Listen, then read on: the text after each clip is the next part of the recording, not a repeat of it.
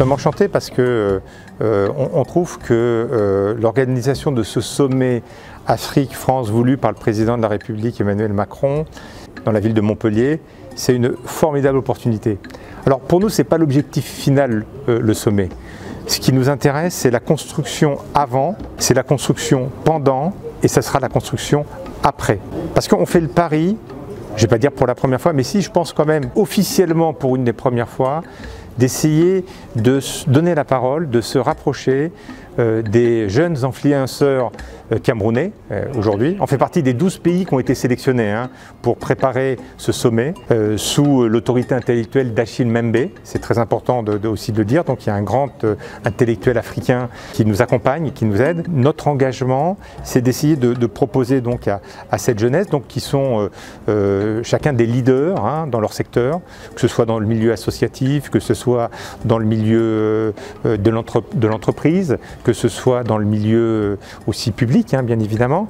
Vous avez des intellectuels, vous avez des femmes et des hommes d'affaires, vous avez des artistes, vous avez des scientifiques, vous avez des architectes, vous avez des directeurs de structures.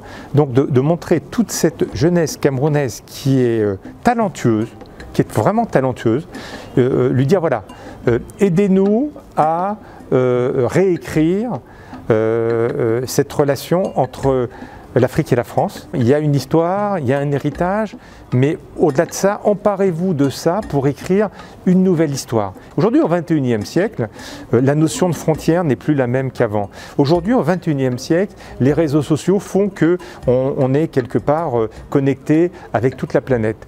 Au XXIe siècle, il y a quand même des mobilités qui sont possibles pour les jeunes qui vont faire leurs études dans d'autres pays africains, qui peuvent aller en Europe, qui peuvent aller dans les Amériques. Finalement, pour beaucoup de jeunes Camerounais, leur pays, c'est le monde.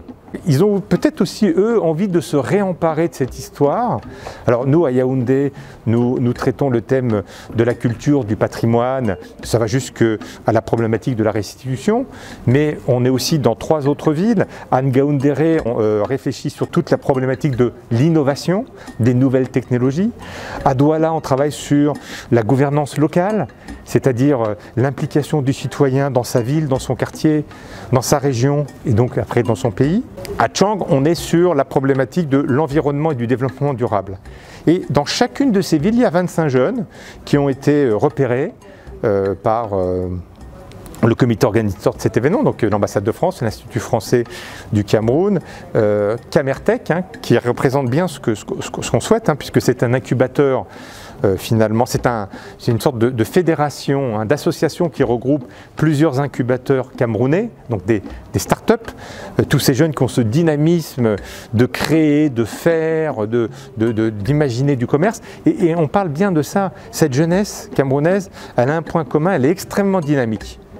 Elle déborde d'imagination, elle est ingénieuse, et donc on se dit que ce que les gens font à un niveau extrêmement local, petit, ça peut peut-être être très utile de ramener ces idées, de les faire remonter aux organisateurs de ce sommet à Paris, pour contribuer à alimenter la réflexion.